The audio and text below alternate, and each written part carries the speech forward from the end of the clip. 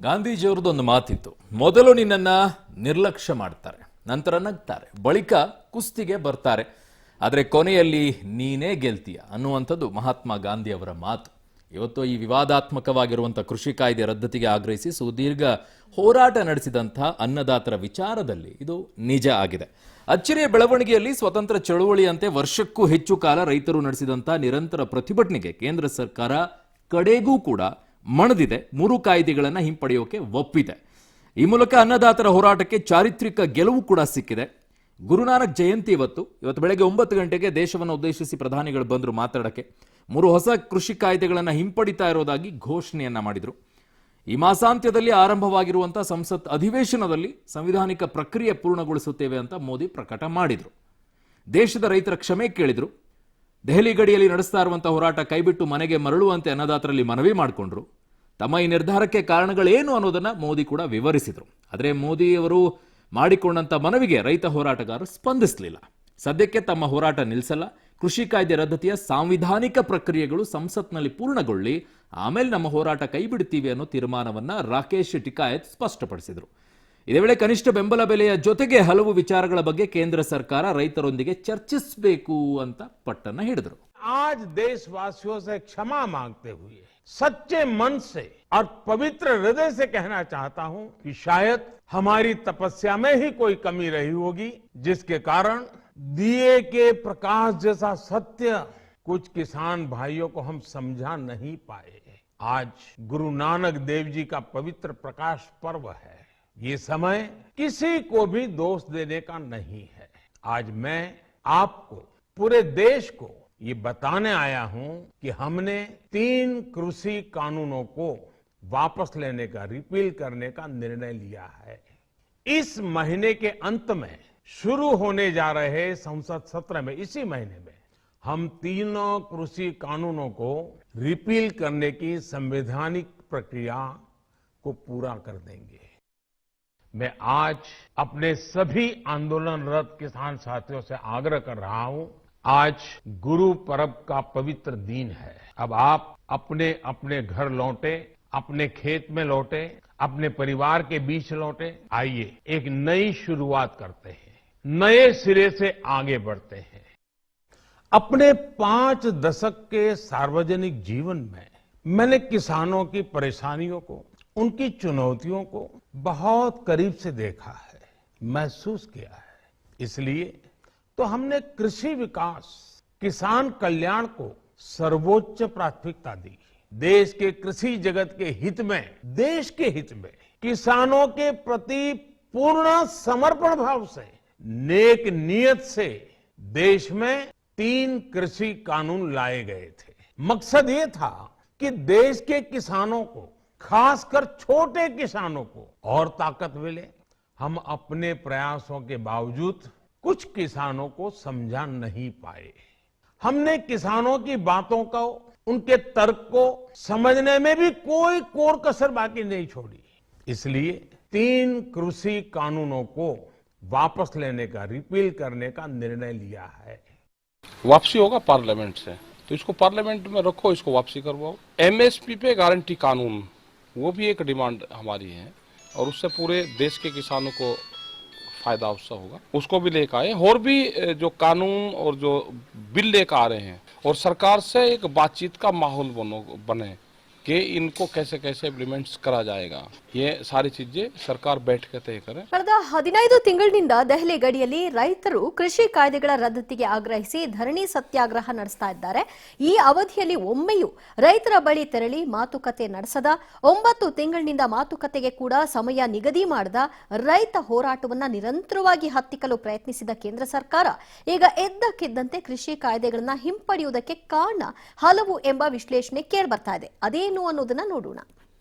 ವಾಪಸ್ ಪಡೆಯೋಕೆ ಕಾರಣಗಳು, ಇತ್ತೀಚೆಗೆ ನಡೆದಂತಹ ಉಪಚುನಾವಣೆಯಲ್ಲಿ ಎದುರಾದಂತಹ ಸೋಲು ಅಂತ ಹೇಳ್ತಾ ಇದ್ದಾರೆ. ಇನ್ನುಳಿದಂತಹ ವಿಶ್ಲೇಷಣೆಗಳಿಗೆ ಆಮೇಲೆ ಬರೋಣ. ಈಗ ಕಾರಣಗಳೇನು ಅನ್ನೋದನ್ನು ಮೊದಲನೇದಾಗಿ ನೋಡೋಣ. ಇತ್ತೀಚೆಗೆ ನಡೆದಂತಹ ಉಪಚುನಾವಣೆಯಲ್ಲಿ ಎದುರಾದಂತಹ ಸೋಲು, ಶೀಘ್ರ ನಡೆಯಲಿರುವಂತಹ ಪಂಚ ರಾಜ್ಯ ಚುನಾವಣೆಯಲ್ಲಿ ಹಿನ್ನಡೆ ಆಗುವಂತ ಭೀತಿ ಇದೆ ಅಂತ ಹೇಳಿ ಎಲ್ಲ ಪಕ್ಷಗಳು ಕೂಡ ರಾಜಕೀಯವಾಗಿ ಅವರೇನು ಸನ್ಯಾಸತ್ವವನ್ನು ಪಡೆಯಕ್ಕೆ ಬಂದಿಲ್ಲ, ಅವರು ಕೂಡ ಚುನಾವಣೆ ಎದುರಿಸೋಕೆ ಬಂದಿದ್ದಾರೆ. ಈ ರೀತಿಯಾದಂಥ ಏಟುಗಳು ಬಿದ್ದಾಗ ನಿರ್ಧಾರವನ್ನು ಬದಲಾಯಿಸುವಂಥದ್ದನ್ನು ಮಾಡಬಹುದು. ಬಟ್ ಅಚಲವಾಗಿರುವಂಥ ನಿರ್ಧಾರಗಳಿದ್ದಾಗ ಯಾಕೆ ಬದಲಾವಣೆ ಮಾಡಿಕೊಂಡ್ರು ಅನ್ನುವಂಥ ಪ್ರಶ್ನೆ ಬರುತ್ತೆ. ಅದು ಆಮೇಲೆ ಬರೋಣ. ಅದಕ್ಕೆ ಏನೇನು ಕಾರಣಗಳು ಅನ್ನೋದನ್ನು ನೋಡ್ತಾ ಹೋಗೋಣ. ಉತ್ತರ ಪ್ರದೇಶದಲ್ಲಿ ಅಧಿಕಾರ ಉಳಿಸಿಕೊಳ್ಳೋಕೆ ಗುರಿ ಇದೆ ಅವರಿಗೆ.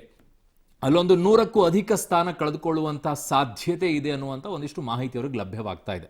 ಪಶ್ಚಿಮ ಉತ್ತರ ಪ್ರದೇಶ ರೈತರನ್ನ ಸಮಾಧಾನ ಪಡಿಸುವಂಥ ಕೆಲಸ ಅಮಿತ್ ಶಾ ಅವರೇನೋ ಹೋಗ್ತಾರಂತೆ ಮುಂದಿನ ಬಾರಿ, ಅವ್ರನ್ನ ಸಮಾಧಾನ ಮಾಡುವಂಥ ಕೆಲಸವನ್ನ ಮಾಡ್ತಾರೆ. ಹೇಗೆ ಇಂಪ್ಯಾಕ್ಟ್ ಆಗುತ್ತೆ ಈಗ ಸದ್ಯಕ್ಕಂತೂ ಹೇಳೋಕೆ ಆಗಲ್ಲ. ಸದ್ಯಕ್ಕೆ ಅದರ ಪರಿಣಾಮ ಏನಾಯಿತು ಅಂತ ಕಳೆದ ಚುನಾವಣೆಗಳಲ್ಲಿ, ಉಪಚುನಾವಣೆಗಳಲ್ಲಿ ಗೊತ್ತಾಗಿದೆ. ಬಟ್ ಈಗ ಮುಂದೆ ಇರುವಂಥ 5 ಪಂಚರಾಜ್ಯ ಚುನಾವಣೆಗಳಲ್ಲಿ ಇದರ ಎಫೆಕ್ಟ್ ಏನು, ಇಂಪ್ಯಾಕ್ಟ್ ಏನು ಅನ್ನೋದು ಗೊತ್ತಾಗುತ್ತೆ.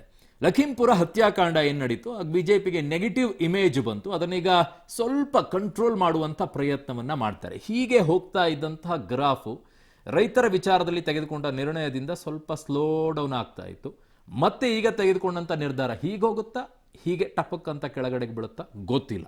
ಪಂಜಾಬ್ನಲ್ಲಿ ಅಧಿಕಾರಕ್ಕೇರುವಂಥ ಕಾರ್ಯತಂತ್ರದ ಭಾಗ ಕಾಂಗ್ರೆಸ್ ಅಲ್ಲಿ ಜಗಳ ಮಾಡ್ಕೊಳ್ತಾ ಇದೆ, ಕಿತ್ತಾಡ್ಕೊಳ್ತಾ ಇದೆ. ಅದರ ಲಾಭವನ್ನ ಪಡ್ಕೊಳ್ಳೋಕೆ ಸೋತ್ರೂ ಚಿಂತೆ ಇಲ್ಲ, ಈ ವಿಚಾರದಲ್ಲಿ ತಲೆ ಬಾಗಿದ್ರೂ ಚಿಂತೆ ಇಲ್ಲ, ಅದನ್ನೊಂದು ಪಡ್ಕೊಳ್ಳೋಣ ಅನ್ನುವಂಥ ಲೆಕ್ಕಾಚಾರ ಇರಬಹುದೇನೋ ಅನ್ನುವಂಥ ಕ್ಯಾಲ್ಕುಲೇಷನ್ ಇನ್ನೊಂದು ಕಡೆಗೆ. ನಿರಂತರವಾಗಿ ಕುಸಿತಾ ಇರುವಂಥ ಜನಪ್ರಿಯತೆಯನ್ನ ಮರುಗಳಿಕೆಯ ಪ್ರಯತ್ನ, ಅದನ್ನ ಹೇಳಿದ್ದು. ಗ್ರಾಫ್ ಹೀಗೆ ಹೋಗ್ತಾ ಇದ್ದು ಹೀಗೆ ಹೋಗಕ್ಕೆ ಶುರುವಾಗಿದ್ದಕ್ಕೇನೆ ಈ ಬದಲಾವಣೆ ಅನ್ನುವಂಥ ವಿಚಾರಗಳಿದೆ. ಬಟ್ ಇದರಲ್ಲಿ ತೆಗೆದುಕೊಳ್ಬೇಕಾಗಿರುವಂಥದ್ದು ವಿಚಾರಗಳನ್ನು ಒಂದೊಂದಾಗಿ ವಿಶ್ಲೇಷಣೆಗೆ ಬಂದ್ಬಿಡೋಣ ಏನು ಅಂತ ಹೇಳಿ. ಮೊದಲನೇದಾಗಿ ಈ ಕೃಷಿ ಕಾಯ್ದೆನ ತರುವಂತಹ ಸಂದರ್ಭದಲ್ಲಿ ಯಾಕೆ ದಿಢೀರ್ ಅಂತ ತಂದ್ರು ಅಂತ ಯಾರಿಗೂ ಗೊತ್ತಾಗ್ಲಿಲ್ಲ. ತಂದಿರುವಂತ ರೀತಿ ಏನಿತ್ತು ಅದು ಸರಿ ಇಲ್ಲ. ಯಾಕಂದ್ರೆ ದಿಢೀರ್ ಅಂತ ಸುಗ್ರೀವಾಜ್ಞೆಯ ಮೂಲಕ ತರುವಂತದ್ದು ಏನಿತ್ತು ಇದರಲ್ಲಿ ಅಷ್ಟೊಂದು ಆತುರದಲ್ಲಿ. ಒಂದ್ ಕಡೆಗೆ ಕೊರೋನಾ ಇತ್ತು, ಒಂದ್ ಕಡೆಗೆ ಒದ್ದಾಡ್ತಾ ಇದ್ರು ಜನ. ನೀವು ದಿಢೀರ್ ಅಂತ ಸೆಷನ್ಸ್ ಗಳನ್ನ ನಡ್ಕೊಂಡು ದಿಢೀರ್ ಅಂತ ಚರ್ಚೆನೂ ಮಾಡ್ಲಾರ್ದೇನೆ ಸುಗ್ರೀವಾಜ್ಞೆ ಮೂಲಕ ತಂದಿದ್ದು ಯಾಕೆ, ಏನು ಉದ್ದೇಶ? ದ ಹಿಡನ್ ಅಜೆಂಡಾ ಅನ್ನೋದು ಅವಾಗ್ಲಿಂದಾನೇ ಅನುಮಾನ ಬರ್ತಾ ಇತ್ತು. ಆ ಅನುಮಾನಗಳಿಗೆ ತಕ್ಕಂತೆ ಅವ್ರು ನಡ್ಕೊಂಡ್ರು. ಯಾಕಂತಂದ್ರೆ ಯಾರು ಕೂಡ ಅದ್ರ ಬಗ್ಗೆ ಸ್ಪಷ್ಟವಾಗಿ ಹೇಳ್ತಾ ಇರಲಿಲ್ಲ. ಕೃಷಿ ಕಾಯ್ದೆ ಹೇಗೆ ಲಾಭ ಮಾಡುತ್ತೆ, ಏನಾಗುತ್ತೆ, ಯಾರೊಬ್ಬರಾದ್ರೂ ಹೇಳಬೇಕಾಗಿತ್ತಲ್ಲ. ಕೇಂದ್ರದಲ್ಲಿರುವಂಥ ನಾಯಕರಾದ್ರೂ ಕೂತ್ಕೊಂಡು ಹೇಳಬೇಕಾಗಿತ್ತು, ರಾಜ್ಯದಲ್ಲಿರುವಂಥ ನಾಯಕರಾದ್ರೂ ಅದನ್ನು ವಿಶ್ಲೇಷಣೆ ಮಾಡಬೇಕಿತ್ತು. ರೈತರನ್ನ ಕನ್ವಿನ್ಸ್ ಮಾಡುವಂಥ ಕೆಲಸವನ್ನ ಮಾಡೋಕೆ ಸಾಧ್ಯ ಆಗಲಿಲ್ಲ ಆವಾಗ. 3 ಹಂತಗಳಲ್ಲಿ, ಒಂದು ತಂದಿರುವಂಥದ್ದು, ಜೊತೆಗೆ ಮಧ್ಯಭಾಗದಲ್ಲಿ ಕೃಷಿ ಕಾಯ್ದೆಯನ್ನು ತಂದ ನಂತರ ಆಗಿರುವಂಥ ಬೆಳವಣಿಗೆ, ಈಗ ವಾಪಸ್ ಪಡೆದಿರುವಂಥ ರೀತಿ. ಈಗಲೂ ಕೂಡ ದಿಢೀರ್ ಅಂತ ಬೆಳಗ್ಗೆ 9 ಗಂಟೆಗೆ ಬಂದ್ರು, ದಿಢೀರ್ ಅಂತ ವಾಪಸ್ ಪಡ್ಕೊಂಡ್ರು. ಅವತ್ತು ದಿಢೀರ್ ಅಂತ ತಂದಿಟ್ರು, ಇವತ್ತು ದಿಢೀರ್ ಅಂತ ವಾಪಸ್ ಪಡ್ಕೊಂಡ್ರು. ಈ ಮಧ್ಯಭಾಗದಲ್ಲಿ ನಡೆದಿರೋದು ಇದೆಯಲ್ಲ, ಅದು ಬಹಳ ಒಂದು ರೀತಿಯಾಗಿ ಕ್ಲಿಷ್ಟಕರವಾಗಿದೆ, ಅಸಹ್ಯಕರವಾಗಿದೆ ನಮ್ಮ ದೇಶದ ಪ್ರಜಾಪ್ರಭುತ್ವದ ವಿಚಾರದಲ್ಲಿ. ಯಾಕಂದ್ರೆ ಸುಗ್ರೀವಾಜ್ಞೆ ಮೂಲಕ ನೀವು ತಂದ ನಂತರ ಅದನ್ನು ಏನು ಮಾಡಿದಿರಿ ಅನ್ನೋದು ಗೊತ್ತಾಗುತ್ತೆ. ಒಂದು ಕಡೆಗೆ ಸುಪ್ರೀಂ ಕೋರ್ಟ್ನಲ್ಲಿ ಹೋಗುತ್ತೆ, ಸುಪ್ರೀಂ ಕೋರ್ಟ್ನಲ್ಲಿ ನಾವು 2 ವರ್ಷ ತರಲ್ಲ ಅಂತ ಹೇಳ್ಕೊಳ್ತೀರಾ, ಅದನ್ನು ಸ್ಟೇ ಮಾಡ್ಕೊಂಡು ಇಟ್ಕೊಳ್ತೀರಾ. ಇನ್ನೊಂದು ರೆಡ್ ಫೋರ್ಟ್ ಅಲ್ಲಿ ಗಲಾಟೆ ಆಗತ್ತೆ, ದೊಡ್ಡ ಮಟ್ಟದಲ್ಲಿ ಆಗುತ್ತೆ. ಇಡೀ ಇತಿಹಾಸದಲ್ಲಿ ನಮಗೊಂದು ಕಪ್ಪು ದಿನವಾಗಿ ಅದು ಕಾಣಿಸ್ಕೊಳ್ಳುತ್ತೆ. ಆ ಕೆಂಪು ಕೋಟೆಯಲ್ಲಿ ಏನಾಯಿತು ಅಂತ ಎಲ್ಲರಿಗೂ ಗೊತ್ತಿದೆ. ಇನ್ನೊಂದು ಕಡೆಗೆ ಪ್ರತಿಭಟನೆ ದೊಡ್ಡ ಮಟ್ಟದಲ್ಲಿ ದೆಹಲಿಯಲ್ಲಿ ನಡೀತು. ಅದು ಯಾವ ಮಟ್ಟದಲ್ಲಿತ್ತು ಅಂತ ಎಲ್ಲ ಗೊತ್ತಿದೆ, ಹೇಗಾಯಿತು ಅಂತ ಹೇಳಿ. ಇಲ್ಲಿ ಒಬ್ಬ ರಾಜ್ಯದ ಆ ಭಾಗದಲ್ಲಿರುವಂಥ ರಾಜ್ಯದ ಮುಖ್ಯಮಂತ್ರಿ ಆಗಿರ್ಬೋದು, ಬಿಟ್ಟಾಕಿ ಅವರು ತಮ್ಮ ರಾಜಕೀಯವನ್ನ ಮಾಡ್ಕೊಳ್ತಾರೆ. ಆದರೆ ಇಡೀ ದೇಶದ ಒಬ್ಬ ಪ್ರಧಾನಿ, ನಾನು ಜನಸೇವಕ ಅಂತ ಹೇಳಿ ಹೆಮ್ಮೆಯಿಂದ ಹೇಳ್ಕೊಳ್ತೀರಾ, ರೈತರ ಪರವಾಗಿದ್ದೀನಿ ನಾನು ಅಂತ ಹೇಳ್ಕೊಳ್ತೀರಾ, ಕಿಸಾನ್ ಜೊತೆಗೆ ನಾನು ಇದ್ದೀನಿ ಅಂತ ಹೇಳ್ತೀರಾ ರೈತರ ಜೊತೆಗೆ. ಹೀಗಿದ್ದಾಗ ಒಬ್ಬ ಪ್ರಧಾನಿ ಆದಂಥವರು ದೆಹಲಿಯ ಗಡಿ ಭಾಗದಲ್ಲಿ ನಡೀತಾ ಇದೆ, ಪ್ರತಿಭಟನೆ ನಡೀತಾ ಇದೆ, ಅಷ್ಟೊಂದು ರೈತರು ಬಂದಲ್ಲಿ ಕೂತ್ಕೊಂಡಿದ್ದಾರೆ, ಹೋಗಿ ಒಂದು ಸೌಜನ್ಯಕ್ಕಾದ್ರೂ, ಮಾತುಕತೆನೋ ಏನಾಗ್ತಾ ಇದೆ ಅಂತ ಕೇಳೋಕ್ಕಾದ್ರೂ ಹೋಗಬೇಕಾಗಿತ್ತಲ್ವಾ. 100 ರೈತರು ಸಾವನ್ನಪ್ಪುವಂಥ ಪರಿಸ್ಥಿತಿ ಬಂತು. ಯಾರು ಹೊಣೆ ಈ 100 ರೈತರು ಸಾವನ್ನಪ್ಪೋದಕ್ಕೆ? ಹೋರಾಟಗಾರರು, ಅಥವಾ ನೀವು ಕೃಷಿ ಕಾಯ್ದೆಯನ್ನು ತಂದಿಟ್ಟು ಈಗ ವಾಪಸ್ ತಗೊಂಡು ಇದರ ಮಧ್ಯದಲ್ಲಿ ನಡೆದಿರುವಂಥ ಈ ಬೆಳವಣಿಗೆಗಳಲ್ಲಿ ಯಾರು ಹೊಣೆ? ಇದಕ್ಕೆ ಯಾರು ರೆಸ್ಪಾನ್ಸಿಬಿಲಿಟಿ ತಗೊಳ್ತಾರೆ? ಇದಕ್ಕೆ ಯಾರೂ ಇಲ್ಲ, ಯಾರು ಕೇಳೋರಿಲ್ಲ. ತಗೊಂಡ್ವಿ, ಈಗ ವಾಪಸ್ ಬಂದ್ವಿ, ಇಷ್ಟೇ. ಸೊ ಈಗ ಇದ್ರ ಆಗ್ಬೇಕಾಗಿರುವಂಥ ವಿಚಾರಗಳನ್ನು ನಾವು ನೋಡಕ್ಕೆ ಹೋಗಿದಾಗ ಯಾರು ಗೆಲುವು ಯಾರು ಸೋಲು, ಒಂದು ಸರ್ಕಾರ ವರ್ಸಸ್ ಹೋರಾಟಗಾರರ ಮಧ್ಯದಲ್ಲಿ ನೋಡಿದಾಗ ಸರ್ಕಾರ ಸೋತು ಹೋರಾಟಗಾರರು ಗೆದ್ರು ಅಂತ ಹೇಳ್ತೀವಿ. ಓಕೆ, ರೈತರು ಮತ್ತೆ ದಲ್ಲಾಳಿಗಳ ವಿಚಾರದಲ್ಲಿ ಬಂದಾಗ ಯಾರು ಗೆದ್ರು ಯಾರು ಸೋದ್ರು? Question mark. ದಲ್ಲಾಳಿಗಳು ಮತ್ತೆ ರೈತರ ವಿಚಾರದಲ್ಲಿ 100% ಅಂತಾರೆ. ದಲ್ಲಾಳಿಗಳು ರೈತರು ಅಂತ ಹೇಳ್ತಾರೆ, ರೈತರು ನಾವೆಲ್ಲರೂ ಗೆದ್ವಿ ಅಂತ ಹೇಳ್ಕೊಳ್ತಾರೆ. ಬಟ್ ಆಗಿರೋದೇನು, ದಲ್ಲಾಳಿಗಳು ಪೂರ್ಣ ಪ್ರಮಾಣದಲ್ಲಿ ಗೆಲುವನ್ನು ಸಾಧಿಸಿದ್ರು, ರೈತರು ಅರ್ಧಕ್ಕರ್ಧ ಗೆಲುವನ್ನು ಸಾಧಿಸಿದರು. ಪೂರ್ಣ ಪ್ರಮಾಣದಲ್ಲಿ ರೈತರಿಗೆ ಸಿಗಲಿಲ್ಲ. ಯಾಕೆ? ಬರೋಣ. ಪ್ರಜಾಪ್ರಭುತ್ವ ಮತ್ತು ಹಠವಾದಿ ತತ್ವ, 1.5 ವರ್ಷದಿಂದಲೂ ಕೂಡ ಅಲ್ಲಿ ಪ್ರತಿಭಟನೆ ನಡೀತಾ ಇದ್ರು ಕೂಡ ಹಠ ಮಾಡಿಕೊಂಡು ನಾನು ಬದಲಾವಣೆ ಮಾಡೋದಿಲ್ಲ, ಈ ಕೃಷಿ ಕಾಯ್ದೆಯನ್ನು ವಾಪಸ್ ಪಡೆಯಲ್ಲ ಅಂತ ಹೇಳಿ ಕೇಂದ್ರ ಸರ್ಕಾರ ಇತ್ತು. ಆದರೆ ಇವತ್ತು ವಾಪಸ್ ಪಡೆದ್ರಿ. ಇವತ್ತು ಪ್ರಜಾಪ್ರಭುತ್ವ ಗೆಲುವನ್ನು ಸಾಧಿಸ್ತು. ಅದು ನಿಮ್ಮ ಸೋಲಾಗತ್ತೆ. ಇನ್ನು ವಿರೋಧ ಪಕ್ಷಗಳು ಮತ್ತು ಬಿಜೆಪಿ ಜೊತೆಗೆ ಕಂಪ್ಯಾರಿಸನ್ ಮಾಡಿಕೊಂಡ್ರೆ ವಿರೋಧ ಪಕ್ಷಗಳು ಗೆದ್ದುವು ಅಂತ ಬೀಗ್ಕೊಳ್ತಾರೆ. ಈಗಿರೋದು ಅದೇ. ಈಗ ಬಲಿಯಾಗಿರೋದು ಯಾರು? ರೈತರು. ಅಲ್ಟಿಮೇಟ್ಲಿ ಯಾಕೆ ರೈತರು ಯಾಕೆ ಬಲಿಯಾದರು? ಈಗ ರಾಜಕೀಯ ಪಕ್ಷಗಳು ಏನು ಮಾಡುತ್ತೆ, ಇದು ನನ್ನ ಹೋರಾಟದ ಫಲ ಅಂತ ಬಿಂಬಿಸ್ಕೊಳ್ತಾರೆ. ವಿರೋಧ ಪಕ್ಷಗಳು ಹೇಳೋದೇ ಅದನ್ನೇ. ಲಾಭ ನಷ್ಟದ ಕ್ಯಾಲ್ಕುಲೇಷನ್ಗಳನ್ನು ಮಾಡ್ಕೊಳ್ತಾರೆ. ಚುನಾವಣೆ ಸಂದರ್ಭದಲ್ಲಿ ನನ್ನಿಂದ ರೈತರಿಗೆ ಲಾಭ ಆಯಿತು ಅಂತ ಹೇಳ್ಕೊಂಡು ಓಡಾಡ್ತಾರೆ. ಇವ್ರು ಈ ರೀತಿಯಾಗಿ ರೈತರಿಗೆ ಮೋಸ ಮಾಡಿದ್ರು ಅನ್ನೋದನ್ನ ಹೇಳ್ಕೊಂಡು ಓಡಾಡ್ತಾರೆ. ರೈತರ ಬಗ್ಗೆ ಕೇಳುವಂಥವ್ರು ಯಾರು? ರೈತರ ಲಾಭ ನಷ್ಟದ ಬಗ್ಗೆ ಯಾರಾದರೂ ಕೇಳ್ತಾರೋ? ಈಗ ಯಾರು ಕೇಳಲ್ಲ. ಯಾಕೆ ಕೇಳಲ್ಲ? ಬೇಕಾಗಿಲ್ಲ ಅವರಿಗೆ. ತಲೆನೂ ಕೆಡಿಸ್ಕೊಳ್ಳಲ್ಲ. ಬಂದಷ್ಟು ತಗೊಳ್ಳಿ, ಬಿಟ್ಟಷ್ಟು ಬಿಡಿ, ನಮಗೆ ಓಟ್ ಹಾಕೋದಾದ್ರೆ ಹಾಕಿ, ಅಷ್ಟೇ ಈಗ ಕೇಳ್ಕೊಳ್ಳುವಂಥದ್ದು. ಆದರೆ ರಿಫಾರ್ಮೇಷನ್ ಬಗ್ಗೆ ಹೇಳ್ತಾರೆ. ರಿಫಾರ್ಮ್ ಆಗಬೇಕಾ ಆಗಬಾರ್ದ? ರೈತರ ವಿಚಾರದಲ್ಲಿ ಬದಲಾವಣೆ ಆಗಬೇಕು, ಆದರೆ ಖಾಸಗೀಕರಣದಿಂದ ಬದಲಾವಣೆ ಆಗಬೇಕಾ ಅನ್ನುವಂಥ ಪ್ರಶ್ನೆ ಹಿಂದೆನೂ ಬಂತು, ಈಗಲೂ ಬರ್ತಾ ಇದೆ. ಖಾಸಗೀಕರಣದ ಫಲವನ್ನ ನಾವು ಆರೋಗ್ಯ ಕ್ಷೇತ್ರದಲ್ಲಿ, ಶಿಕ್ಷಣ ಕ್ಷೇತ್ರದಲ್ಲಿ ನೋಡಿದ್ದೀವಿ.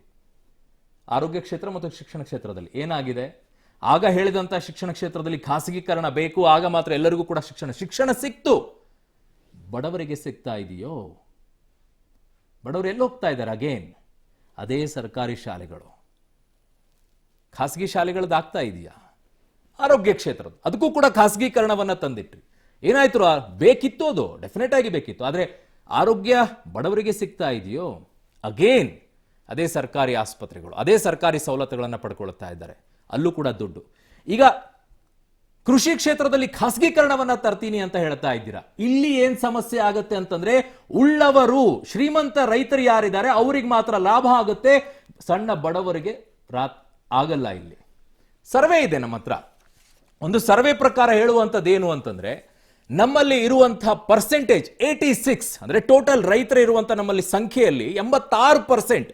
ಪ್ರತಿ 5 ವರ್ಷಕ್ಕೊಂದ್ಸಲ ನಮ್ದು ಕೃಷಿ ಗಣತಿ ಆಗತ್ತೆ.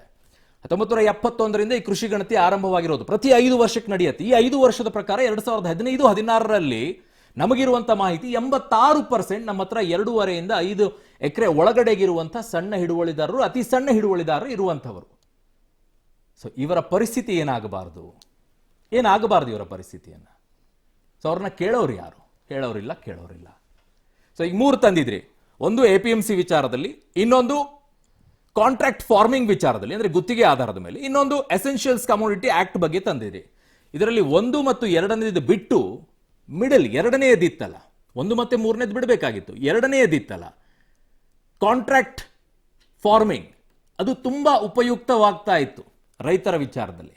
ಅದಕ್ಕೆ ಶಿಸ್ತುಬದ್ಧವಾಗಿ ಕಾನೂನುಗಳನ್ನ, ನಿಯಮಗಳನ್ನ ರೂಪಿಸ್ಕೊಂಡು ಅದೊಂದು ತಂದಿದ್ದಿದ್ರೆ ರೈತರಿಗೆ ಅನುಕೂಲ ಆಗ್ತಾ ಇತ್ತು. ರೈತರು ಕೇಳೋದೇನ್ರಿ? ನಾನು ಬೆಳೆದಿರುವಂಥ ಬೆಳೆಗೆ ಬೆಲೆ ಸಿಕ್ಕರೆ ಸಾಕು, ನನಗೆ ಸರಿಯಾಗಿ ವ್ಯವಸ್ಥೆ ಕೊಟ್ಬಿಡಿ ಸಾಕು ನನಗೆ ಅಂತೇಳಿ ನೀವು ಏನೇನಾದರೂ ಮಾಡ್ಕೊಂಡು ಹೋಗಿ. ಆದರೆ ಅದನ್ನು ಮಾಡ್ತಾ ಇದ್ದೀರಾ? ಸರಿಯಾಗಿ ಮಾರ್ಕೆಟ್ ಇದೆಯಾ? ಸರಿಯಾಗಿ APMCಯಲ್ಲಿ ವರ್ಕ್ ಆಗ್ತಾ ಇದೆಯಾ? ಯಾವುದೂ ಇಲ್ಲ. ಸರಿಯಾಗಿ ಬೆಂಬಲ ಬೆಲೆ ಸಿಗ್ತಾ ಇದೆಯಾ? MSP ಬಗ್ಗೆ ಮಾತನಾಡ್ತಾ ಇದ್ದಾರೆ ಇವರೆಲ್ಲರೂ ಕೂಡ. ಪ್ರತಿಯೊಬ್ಬರು ಕೇಳ್ತಾ ಇದ್ದಾರೆ ನಮ್ಮ MSPನೂ ಬೇಕು ಅಂತ ಹೇಳಿ. MSP ಬಗ್ಗೆ ಯಾರಾದರೂ ಒಬ್ರು ಹೇಳಿ ನನಗೆ, ಎಷ್ಟು ರೈತರು MSPಯಲ್ಲಿ ತಗೊಳ್ತಾ ಇದ್ದೀರಾ ಬೆಂಬಲ ಬೆಲೆಯನ್ನ? ಯಾರಾದ್ರೂ ತಗೊಳ್ತಿದ್ದೀರಾ? ಸರ್ವೆ ಪ್ರಕಾರ ಓನ್ಲಿ 6%. ನಮ್ಮ ದೇಶದಲ್ಲಿರುವಂತ ರೈತರಲ್ಲಿ 6% ಮಾತ್ರ ರೈತರು MSPಯಲ್ಲಿ ಲಾಭವನ್ನ ಪಡ್ಕೊಳ್ತಾ ಇದ್ದಾರೆ. ಇನ್ನುಳಿದಂತ ರೈತರು ಯಾಕೆ ಪಡ್ಕೊಳ್ತಾ ಇಲ್ಲ? ಯಾಕಂದ್ರೆ ಅದೆಲ್ಲವೂ ಕೂಡ ಹೋಗೋದು ಪಂಜಾಬ್ ಹತ್ರ. ಯಾಕಂದ್ರೆ ಇಡೀ MSPಯಲ್ಲಿ 23 ಬರುತ್ತೆ, ಅದರಲ್ಲಿ 22 ಬರುವಂಥದ್ದು ಉಳಿದಂಥ ಪದಾರ್ಥಗಳು. 23ನೇದು ಯಾವುದು ಬರುತ್ತೆ ಅಂತಂದ್ರೆ ಕಬ್ಬು, ಅದಕ್ಕೆ FRP ಬರುತ್ತೆ. ಸೊ ಹಾಗಾಗಿ ಈ ಉಳಿದಂಥ ಪದಾರ್ಥಗಳನ್ನು ಸರ್ಕಾರ ಖರೀದಿನೇ ಮಾಡಲ್ಲ. ಅಕ್ಕಿ ಮತ್ತು ಗೋಧಿ ಇವೆರಡನ್ನೇ ಖರೀದಿ ಮಾಡುತ್ತೆ. ಲಾಭ ಯಾರಿಗಾಗುತ್ತೆ? ಅದನ್ನು ಬೆಳೆಯುವಂಥವ್ರು. ಇನ್ನು ಉಳಿದಂಥವ್ರ ಕಥೆ ಏನಾಗಬೇಕು? MSP ಹೋಗೋದೇ 6%. ಆಯಾ ಹಳ್ಳಿಗಳಲ್ಲಿ ಬೆಳೆಯುವಂಥ ರೈತರನ್ನ ಆಯಾ ಖಾಸಗಿಯವರು ಬರ್ತಾರೆ, ಅಲ್ಲಿ ಖರೀದಿ ಮಾಡ್ಕೊಂಡು ಹೋಗ್ತಾರೆ. ಅವ್ನು ಟ್ರಾನ್ಸ್ಪೋರ್ಟ್ ಚಾರ್ಜ್ ಯಾರು ಕೊಡೋರು ಅವನಿಗೆ? ಈ ಸಣ್ಣ ಹಿಡುವಳಿದಾರ ಕಥೆನೇ ಇದಾಗತ್ತೆ. APMC ವಿಚಾರದಲ್ಲಿ ಬದಲಾವಣೆ ಮಾಡಬೇಕು ಅಂತಂದ್ರಲ್ಲ, ಆನ್ಲೈನ್ ಟ್ರೇಡಿಂಗ್ ಅನ್ನು ಚೆನ್ನಾಗಿ ಮಾಡಿ. ಸಿದ್ದರಾಮಯ್ಯನವ್ರ ಕಾಲದಲ್ಲಿ ನಮ್ಮಲ್ಲೇ ರಾಜ್ಯದಲ್ಲಿ, ಕರ್ನಾಟಕ ರಾಜ್ಯದಲ್ಲೇ ಮೊದಲನೇದಾಗಿ APMCಯಲ್ಲಿ ಆನ್ಲೈನ್ ಟ್ರೇಡಿಂಗ್ ಅನ್ನ ತಂದ್ರು. ಆದರೆ ಅತ್ಯಂತ ಹಿಂದುಳಿಯುವಂತ ಕೆಲಸ ನಮ್ಮ ರಾಜ್ಯದಲ್ಲೇ ಆಗೋಯ್ತು. ಯಾಕಂದ್ರೆ ಸರಿಯಾಗಿ ವ್ಯವಸ್ಥೆ ಇಲ್ಲ. 2477 APMCಗಳಿದಾವೆ ನಮ್ಮ ದೇಶದಲ್ಲಿ. ಅದರಲ್ಲಿ 1500ರಲ್ಲಿ ಮಾತ್ರ ಈ ಆನ್ಲೈನ್ ಟ್ರೇಡಿಂಗ್ ನಡೀತಾ ಇದೆ, ಅದು ಕೂಡ ಆಳು ಮೂಳು ಈ ರೀತಿ ಹಾಕ್ಕೊಂಡು. ಅದು ಕ್ಲಿಯರ್ ಆಗಬೇಕು, ಅದಕ್ಕೆ ಒತ್ತು ಕೊಡಿ ಅಂತಂದ್ರೆ ಯಾರು ಕೇಳಲ್ಲ. ಆಯ್ತು, ರೈತ ಹೋರಾಟಗಾರಿಷ್ಟೆಲ್ಲ ಹೋರಾಟ ಮಾಡ್ತಾ ಇದ್ದೀರಲ್ಲ, ಒಬ್ಬರಾದ್ರೂ ಧ್ವನಿ ಎತ್ತಿದ್ದೀರಾ? ಒಬ್ಬರಾದ್ರೂ ಮುಖಂಡರು ಧ್ವನಿ ಎತ್ತಿದ್ದೀರಾ? ಸಣ್ಣ ಹಿಡುವಳಿದಾರನ್ನ ಮೇಲಕ್ಕೆ ಎತ್ತಬೇಕು ಅನ್ನೋದು ನಿಮ್ಮ ಉದ್ದೇಶ ಅಲ್ವಾ? ಸಣ್ಣ ಮತ್ತು ಅತಿ ಸಣ್ಣವಾಗಿರುವಂಥವ್ರನ್ನ, ಅದ್ರ ಬಗ್ಗೆ ಯಾರಾದ್ರೂ ಧ್ವನಿ ಎತ್ತೀರಾ? 10 ಎಕರೆ ಅಥವಾ ಅದಕ್ಕಿಂತಲೂ ಮೇಲಿರುವಂಥವ್ರಿಗೆ ಯಾಕ್ರಿ ಕೊಡಬೇಕು ಸಬ್ಸಿಡಿ ಅಂತ ಯಾರಾದ್ರೂ ಒಬ್ಬ ರೈತ ಮುಖಂಡರು ಪ್ರಶ್ನೆ ಎತ್ತಿದಿರೋ? 100 ಎಕರೆ ಇರುವಂಥವ್ರಿಗೂ ಅದೇ ಸಬ್ಸಿಡಿ, 1 ಎಕರೆ ಇರುವಂಥವ್ರಿಗೂ ಅದೇ ಸಬ್ಸಿಡಿ. ಅದು ಯಾವ ನ್ಯಾಯ? ಅದು 2017ರಲ್ಲಿ ಒಂದಿತ್ತು, ವಿವೇಕ್ ಡೆಬ್ರಾಯ್ ಅವ್ರದ್ದು ಒಂದು ಕಮಿಟಿಯನ್ನು ರಚನೆ ಮಾಡಿದ್ರು. ಅವ್ರು ಹೇಳ್ತಾರೆ ಆದಾಯ ತೆರಿಗೆಯಲ್ಲಿ ಶ್ರೀಮಂತ ರೈತರನ್ನ ಸೇರ್ಪಡೆ ಮಾಡ್ಕೊಳ್ಬೇಕು ಅಂತ. ರೈತ ಮುಖಂಡರುಗಳಿಗೆ ನಿಜವಾಗಿಯೂ ಕೂಡ ರೈತರ ಬಗ್ಗೆ ಕಾಳಜಿ ಇದ್ದಿದ್ರೆ ಶ್ರೀಮಂತ ರೈತರನ್ನ ಆದಾಯ ತೆರಿಗೆ ಇಲಾಖೆಯಲ್ಲಿ ತಂದಿಡಿ, ಅವ್ರಿಗೆ ಯಾಕೆ ಸಬ್ಸಿಡಿ ಕೊಡಬೇಕು? ಆ ಸಬ್ಸಿಡಿ ಇಲ್ಲಿ ಕೆಳಮಟ್ಟದಲ್ಲಿರುವಂತಹ ಸಣ್ಣ ಹಿಡುವಳಿದಾರರು, ನನ್ನ ಸಣ್ಣ ರೈತರಿಗೆ ಅನುಕೂಲ ಆಗತ್ತೆ. 1 ಎಕರೆನೋ 1/4 ಎಕರೆ ಇದಾವ್ರಿ, ಅರ್ಧ ಎಕರೆ ಹೊಂದಿದ್ದಾರೆ ಅಂತವ್ರಿಗೆ ಅನುಕೂಲ ಆಗತ್ತೆ. ಅದ್ರ ಬಗ್ಗೆ ಯಾರಾದ್ರೂ ಮಾತಾಡ್ತೀರಾ ರೈತ ಮುಖಂಡರು? ಯಾರು ಇಲ್ಲ. ಮಾತೆತ್ತಿದ್ರೆ ಬಿಜೆಪಿ ಪರವಾಗಿ ಒಂದಿಷ್ಟು ರೈತ ಮುಖಂಡರು, ಕಾಂಗ್ರೆಸ್ ಪರವಾಗಿ ಒಂದಿಷ್ಟು ರೈತ ಮುಖಂಡರು, JDS ಪರವಾಗಿ ಒಂದಿಷ್ಟು ರೈತ ಮುಖಂಡರು, ಬರೀ ಇದೇ ಆಗೋಗುತ್ತೆ. ಇದರಲ್ಲಿ ಆಗಬೇಕಾಗಿರುವಂಥದ್ದು ಇಷ್ಟೇ, ರೈತರಿಗೆ ಒಂದಿಷ್ಟು ಅನುಕೂಲವನ್ನ ಮಾಡಿಕೊಡಿ. ಅವ್ರು ಬೆಳೆದಿರುವಂತಹ ಬೆಳೆಗೆ ಬೆಲೆಯನ್ನು ಸರಿಯಾಗಿ ಸಿಗೋ ರೀತಿಯಲ್ಲಿ ಮಾಡಿ. MSP ಆಗಿರ್ಬೋದು, ಇನ್ಯಾವುದೋ ರೂಪದಲ್ಲಿ ಆಗಿರ್ಬೋದು, ಇವುಗಳನ್ನ ತರೋ ಕೆಲಸ ಮಾಡಿ. ಕೊನೆಯದಾಗಿ ಒಂದೇ ಒಂದು ಮಾತು ಹೇಳ್ತೀನಿ, ಮನುಷ್ಯನಿಗೆ ಇನ್ಸೂರೆನ್ಸ್ ಇದೆ, ಬೈಕಿಗೆ ಇನ್ಸೂರೆನ್ಸ್ ಇದೆ, ಕಾರಿಗೆ ಇನ್ಸೂರೆನ್ಸ್ ಇದೆ, ಸಾಕೋ ನಾಯಿಗಳಿಗೂ ಇನ್ಸೂರೆನ್ಸ್ ಇದೆ. ಬೆಳೆಗಳಿಗೆ ಇನ್ಸೂರೆನ್ಸ್ ಮಾಡೋದ್ರ ಬಗ್ಗೆ ಒತ್ತಾಯ ಮಾಡ್ರಿ. ಮಳೆಯಿಂದ ಎಷ್ಟು ಬೆಳೆ ನಾಶ ಆಗಿದೆ, ಇದು ಯಾರು ತಲೆ ಕೆಡಿಸ್ಕೊಳಕ್ ಹೋಗ್ಬಿಡಿ. ಬರೀ ಇವೇ ಕಚ್ಚಾಟಗಳೇ, ಅಸಹ್ಯ ಅನಿಸುತ್ತೆ. ನಾವು ಯಾವುದೇ ಕಾರಣಕ್ಕೂ 3 ಕೃಷಿ ಕಾಯ್ದೆಗಳನ್ನ ಹಿಂಪಡೆಯುವ ಪ್ರಶ್ನೆ ಇಲ್ಲ ಅಂತ ಮೋದಿ ಸರ್ಕಾರದ ಹಲವು ಮುಖಂಡರುಗಳು ಈ ಬಗ್ಗೆ ಘಂಟಾಘೋಷವಾಗಿ ಹೇಳಿದ್ರು. ಆದರೆ ಈ ವಿಚಾರದಲ್ಲಿ ಈಗಾಗಲೇ ಯೂಟರ್ನ್ ತೆಗೆದುಕೊಂಡಿದ್ದಾರೆ. ಇದರ ಪರಿಣಾಮ ಏನಾಗಬಹುದು ಅನ್ನೋದನ್ನ ನೋಡೋಣ. ಸೊ ಈ ರೀತಿಯಾಗಿದೆ. ಏನಾಗುತ್ತೆ ಬಹಳ ಅಂತಂದ್ರೆ, ಪಂಚರಾಜ್ಯ ಚುನಾವಣೆ ಮೇಲೆ ನೇರ ಪರಿಣಾಮ ಅಂತ ಹೇಳ್ತಾ ಇದ್ರು. ಆಗ್ಲೂಬಹುದು, ಆಗ್ಲಿಕ್ಕೂ ಇಲ್ಲ. ಸೊ ಅದಾಗ್ಲೇಬೇಕು ಅಂತ ಏನಾದ್ರೂ ಇದೆಯಾ?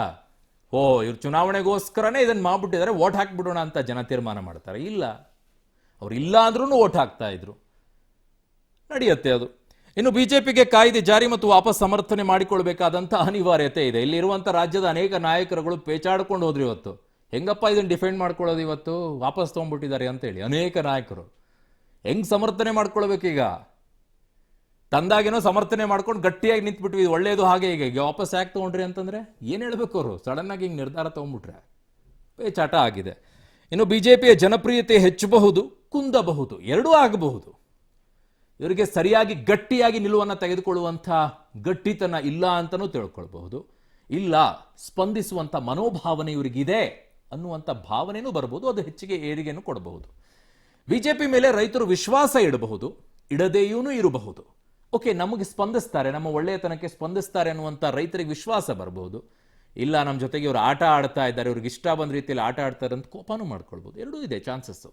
ಕೃಷಿ ಕಾಯ್ದೆ ವಾಪಸ್ಸು ವಿಪಕ್ಷಗಳಲ್ಲಿ ಹೊಸ ಹುರುಪು ಡೆಫಿನೆಟ್ ಆಗಿರುತ್ತೆ, ಯಾವ ಅನುಮಾನನೂ ಇಲ್ಲ. ಹೇಳ್ತಾ ಇರಲಿಲ್ವಾ ರಾಹುಲ್ ಗಾಂಧಿ 2000 ಯಾವಾಗ ಜನವರಿ 14ರಲ್ಲೇನೆ ನಾನು ಹೇಳಿದ್ದೇನೆ ಇದನ್ನ, ಕೇಂದ್ರ ಸರ್ಕಾರ ವಾಪಸ್ ತಗೊಳ್ಳತ್ತೆ ಅಂತೇಳಿ. ಅವ್ರು ಟ್ವೀಟ್ ಕೂಡ ಮಾಡಿದ್ರು ಅದನ್ನ, ಅವ್ರು ಹೇಳಿರುವಂಥ ಸ್ಟೇಟ್ಮೆಂಟನ್ನು ಹಾಕ್ಕೊಂಡು ವಾಪಸ್ ತಗೊಳ್ಳತ್ತೆ ಇದು ಕೇಂದ್ರ ಸರ್ಕಾರ ಇದನ್ನ ಅಂತ ಹೇಳಿ. 2024ರ ಸಾರ್ವತ್ರಿಕ ಚುನಾವಣೆಗೂ ಇದನ್ನ ವಿಪಕ್ಷ ಅಸ್ತ್ರವಾಗಿಸ್ಕೊಳ್ಬಹುದು, ಮಾಡ್ಕೊಳ್ಬಹುದು, ಮಾಡಲೇಬೇಕು, ಬೇರೆ ದಾರಿ ಇಲ್ಲ. ಇದ್ದಿದ್ದೇ ಒಂದು ಅಸ್ತ್ರ ಇತ್ತು ಅವರಿಗೆ ರೈತರ ವಿಚಾರದಲ್ಲಿ, ಅದು ಹೋಯ್ತಾ, ಅದನ್ನು ಬಳಕೆ ಮಾಡ್ಕೊಳ್ತಾರೆ. CA ಮತ್ತು NRC ಜಾರಿಗೆ ಇದು ಅಡ್ಡಿ ಆಗಬಹುದು, ಡೌಟ್ ನನಗೆ. ಅದಕ್ಕೆ ಪರಿಣಾಮ ಬೀರಲ್ಲ. CA NRC ಇದು ವಿಚಾರನೇ ಬೇರೆ, ರೈತರ ಕೃಷಿ ಕಾಯ್ದೆ ವಿಚಾರದಲ್ಲಿರುವಂಥ ವಿಚಾರನೇ ಬೇರೆ. ನೋಡ್ಬೇಕು ಏನಾಗುತ್ತೆ. ಇದರ ಮಧ್ಯದಲ್ಲಿ ಅಲ್ಲೊಬ್ರು ಹೇಳ್ತಾ ಇದ್ದಾರೆ, ಎಲ್ಲಿ ಕಾಶ್ಮೀರ ವಿಚಾರದಲ್ಲಿ ಏನು ಅದೇ ನೀತಿಗಳ ಮೇಲೆ ಪರಿಣಾಮ ಬೀರ್ಬೋದು. 370 ಏನು ವಾಪಸ್ ತಗೊಂಡಿದ್ದಾರೆ ಅಂತ ಕೊಡಿ, ನಮಗೆ ವಿಶೇಷ ಸ್ಥಾನಮಾನ. ಅದೊಂದು ಕಡಿಮೆ ಆಗಿತ್ತು, ಬಿಟ್ಬಿಡ್ತಾರೆ ಎಲ್ಲವನ್ನು ಅಂತೇಳಿ. ಕೆಲಸ ಇಲ್ಲ ಮಾಡೋಕ್ಕೆ ಅಲ್ಲಿರುವಂಥವ್ರಿಗೀಗ, ನಾಯಕರಿಗೆ ಕಾಶ್ಮೀರದಲ್ಲಿ. ಅದಕ್ಕೆ ಬೇಕು ಈಗ ಅದನ್ನು ಒಂದು ಕೊಡಿ ಅಂಥೇಳಿ, ನಮ್ದು ಎಲ್ಲೊಂದು ಇರಲಿ ಅಂತ ಹೇಳಿ ಕಾಡ್ತಾ ಇರ್ತಾರೆ ಇಂಥವ್ರೆ ನಮ್ಮ ದೇಶದಲ್ಲಿ.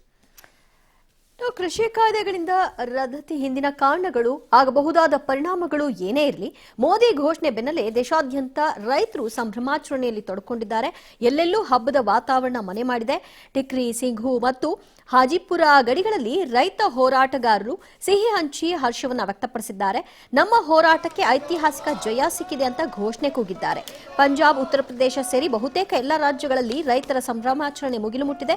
ರಾಜ್ಯದ ಬೆಂಗಳೂರು, ಮೈಸೂರು, ಬೆಳಗಾವಿ, ಕಲಬುರಗಿ, ರಾಯಚೂರು, ಬೀದರ್, ದಾವಣಗೆರೆ, ಚಾಮರಾಜನಗರ, ಹಾವೇರಿ, ಯಾದಗಿರಿ ಸೇರಿ ಹಲವು ಜಿಲ್ಲೆಗಳಲ್ಲಿ ರೈತರು ಸಂಭ್ರಮಾಚರಣೆಯಲ್ಲಿ ತೊಡಕೊಂಡಿದ್ದಾರೆ. ಕಾಂಗ್ರೆಸ್ ಕೂಡ ಸಂಭ್ರಮಾಚರಣೆ ಮಾಡ್ತಾ ಇದೆ.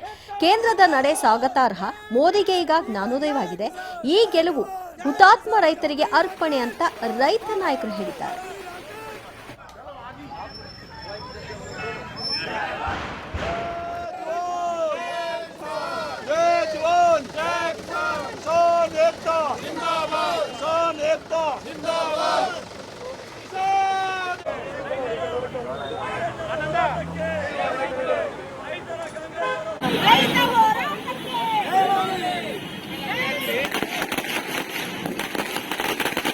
देखिए वापस तो ले लिया है, जीत तो तय थी हम लोगों की, लेकिन अभी पूरी तरह से सहमत नहीं है। चुनाव नजदीक आ रहा है, शायद ये चुनाव की वजह से लिया गया हो वापस, और मुझे तो नहीं लगता इस सरकार पे भरोसा, जुमलेबाज सरकार है ये। तो जब तक पार्लियामेंट में बिल्कुल क्लियर नहीं हो जाता, पास होना चाहिए, लिखित में होना चाहिए, जब ही होगा।